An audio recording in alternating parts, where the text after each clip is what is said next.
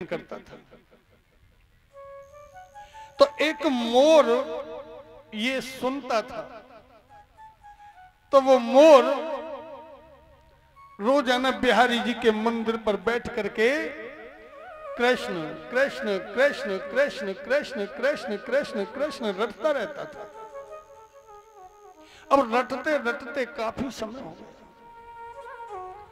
पर भगवान कृष्ण का साक्षात्कार उसको नहीं हुआ। एक दिन एक बरसाने को तोता आ बैठा वृंदावन में। तो तोता ने उस मोर से कहा कि तुम कृष्ण कृष्ण रटते रटते कितना समय हो गया? बोले 1 बरस व्यतीत हो गया। बोले फिर भगवान का साक्षात्कार हो गया? नहीं हुआ। तो बोले चलिए मेरे साथ। तोता लेकर के बरसाने में राधा रानी के मंदिर में पहुंच गया। बरसाने जब पहुंचा तो वो मोर वहां कृष्ण कृष्ण, उसको तो आदत बनी थी, वो कृष्ण कृष्ण कृष्ण कृष्ण रटने लगा। तो वो राधे रानी दौड़ती हुई चली आई। उन्होंने कहा, कह रहे मोर तू कितना प्यारा है। वरद हस्त फेरते हुए उसको अपनी गोद में बिठा लिया और कहा, तू कृष्ण का नाम रटता है, तू बड़ा प्रिय है। मोर को राधा रानी की जब दर्शन हो गई तो उसने उनके चरणों में मस्तक टेकते हुए कहा, मां मुझे 1 वर्ष व्यतीत हो गया पर मुझे भगवान ने दर्शन नहीं दिया। उन्होंने कहा जा और तू वहां बैठ करके राधे राधे रटना। अब मोर उधर आया और आकर के उसने राधे राधे की जब रट लगाई और कान्हा के कानों में गई, कान्हा दौड़ता चला आया और मोर को अपना साथी बना लिया, गोद कंठ से लगा लिया और उसका पंख कहा, तू मुझे प्रिय है क्योंकि तू मेरी राधे रानी का नाम लेता है। मोर का पंख अपने मुकुट पर रख। तो अगर राधे राधे कहोगे तो कान्हा तो दौड़ता चला आएगा, है? इसलिए एक बार बोल दो राधे राधे। तो आ जाइए मुड़ करके कथा। मैं भूल जाता हूं कथा कहां चल रही थी, मैं तो भूल गया। अब ये बात है, कुछ तो बताए देख रहे हो। हाँ देखिए, तो आज मैया से कह रहे हैं, अरे माँ कछु माखन को बल बढ़ो, कछु इन गोपन करी सहाय, और श्री राधे जू की कृपा से मैंने गिरवर लियो उठाए। ये राधे जू की कृपा है जो मैंने गिरिराज को उठा लियो है। आज गिरिराज उठायो। 7 दिन तक घनघोर बारिश हुई, घनघोर, पर ब्रज में एक बूंद नहीं आई, एक बूंद। थोड़ा सा समय लूंगा, शांति बनाए करके सुने। देखिए, एक संत ने पूछा, वे 7 दिन तक का जल गया कहां? तो एक संत बताते कि एक बार भगवान शंकर जी मां पार्वती जी को कथा सुना रहे थे। कथा सुना रहे थे तो मां पार्वती जी को बता रहे थे कि एक ब्राह्मण को भोजन कराने से कितना लाभ मिलता है, एक संत को भोजन कराने से क्या फल मिलता है, एक वैष्णव को भोजन कराने से क्या फल प्राप्त होता है। वो सारी उन्होंने कथा सुनाई। अब मैया पार्वती जी के भी मन में आ गई कि एक ब्राह्मण को भोजन आज तक मैंने नहीं कराया, तो एक ब्राह्मण को भोजन नहीं करा दूं। तो भगवान शंकर जी अगस्त ऋषि के पास, उनके पास ज्यादा बैठते थे। तो मैया जी गई और अगले दिन अगस्त ऋषि जी को निमंत्रण दे दिया कि हमारे यहां कल भोजन है। अगस्त ऋषि जी को निमंत्रण दे के सुबह को जल्दी जल्दी तैयारी कर रही। भगवान शंकर जी बोले पार्वती जी आज क्या बात की तैयारी चल रही है बड़ी जल्दी से? बोली आज हमने एक ब्राह्मण को निमंत्रण दे दियो है और आप उन्हें बुला करके लाओ जब तक मैं रसोई तैयार कर रही हूं। भगवान शंकर जी को पहले तो ये हंसी आई कि चलो मैंने कल कथा सुनाई थी तो इन कथा का इतना प्रभाव पड़ गया कि आज ही ब्राह्मण को निमंत्रण दे दिया। भगवान शंकर जी ने पूछा कौन से ब्राह्मण जी को निमंत्रण दिया है ये तो बताओ। बोली अगस्त जी को दे दियो है। बहुत हंसे भगवान शंकर। बोले ये ठीक है, पहली बार भोजन और वो भी निमंत्रण अगस्त जी को दे दियो है गयो काम। मैया बोली हंस क्यों रहे हो? कि हंस इसलिए रहा हूं, अरे कहीं छोटे मोटे ब्राह्मण को निमंत्रण दे दियो हो तो तुम भोजन करा दोगे। आहा, मां पार्वती जी को अहम के अंकुर उपजे और बोली क्या? मुझे अन्नपूर्णा कहते हैं, मुझे अन्नपूर्णा कहते हैं, इसलिए आप कह रहे हैं भोजन नहीं कराऊंगी, आप जाइए बुला कर खिलाइए। भगवान शंकर जी बोले ठीक है। भगवान शंकर जी गए और बुला करके लाए। अगस्त जी को आसन डाल दिया और भोजन करने बैठा दिया। भगवान शंकर जी ने इशारा करो मैया पार्वती जी को जल्दी बना लो, जितनो बनाओ जाए बना लो। अब मां पार्वती जी बनाने लगी, उधर अगस्त जी भोजन करने लगे।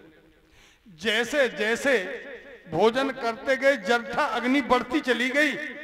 अब तक तो भोजन 2-2 4-4 पूरी जा रही थी, अब तो छबड़ा पलटे जाने लगे। अब मैया ने देखी के रसोई तो गई काम से।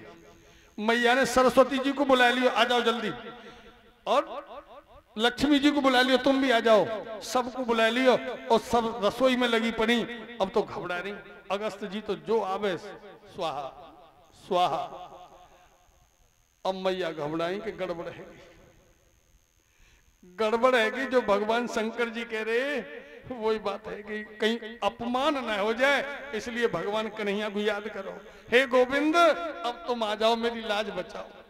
और नहीं भगवान शंकर जी तो मुझे तायनेन से ही मार देंगे कि मैंने मना करा था। बोले तो भगवान बाल कृष्ण के रूप में आए, बालक ब्राह्मण के रूप में। ब्राह्मण का रूप बालक का बना करके आ गए और कही कि भिक्षाम देही मां। अब भिक्षाम देही, हम मैया की आत्मा और जल गई। एक ब्राह्मण से फंदा ना कटरो, दूसरा हो रहा है। कन्हैया ने इशारो करो तो मैया समझी, बोली हाँ आ जाओ। अलग आसन डाला, बोले अलग नहीं, ब्राह्मण बालक हूं, पंगत में बैठूंगा। सो अगस्त जी के बराबर में आसन डाल दिया। प्रसाद लिया थोड़ा सा और कन्हैया ने जल पिया, हाथ धो डाले। भगवान ने हाथ धो डाले। अब अगस्त जी ने जब देखा, बोले बालक ये तेने क्या कर दिया? मैंने अभी भोजन पूर्ण नहीं हुआ और मैंने अभी जल नहीं पिया और तूने हाथ धो दिए।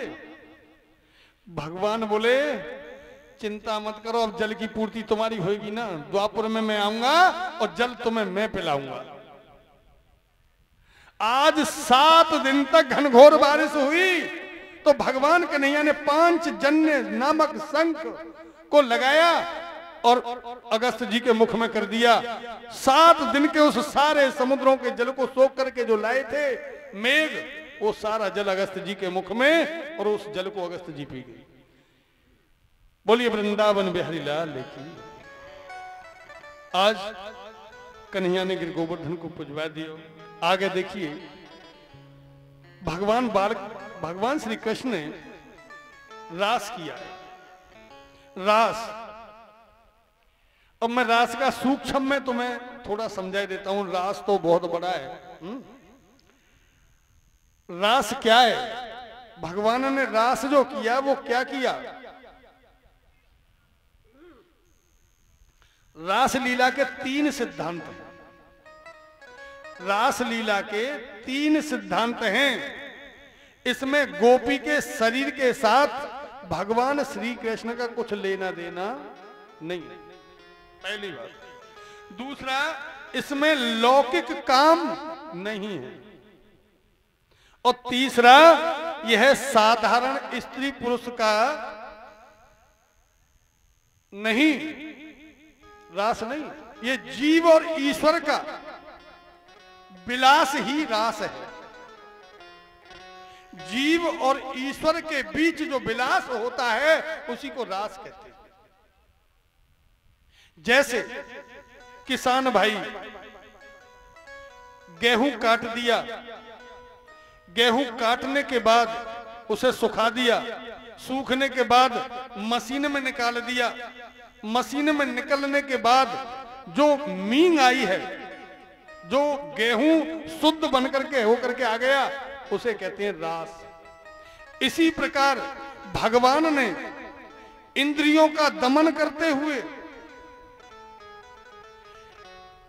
विषय विकारों को हटाते हुए, विषयों से अलग होते हुए जो जीव और ईश्वर का विलास किया, उनका साक्षात्कार हुआ, वही रास हो गया। यह है रास। सूक्ष्म में तो मैं तुम्हें समझा देता हूं। जब तक आत्मा और परमात्मा का जब मिलन होता है वो होता है रास। जब तक आत्मा का परमात्मा से मिलन नहीं होता वो रास नहीं जान पाएंगे कि रास है क्या। अब कुछ पुरुष ऐसा है कि अरे के वो कन्हैया तो उनके साथ नाचो। नाच नृत्य कब होता है?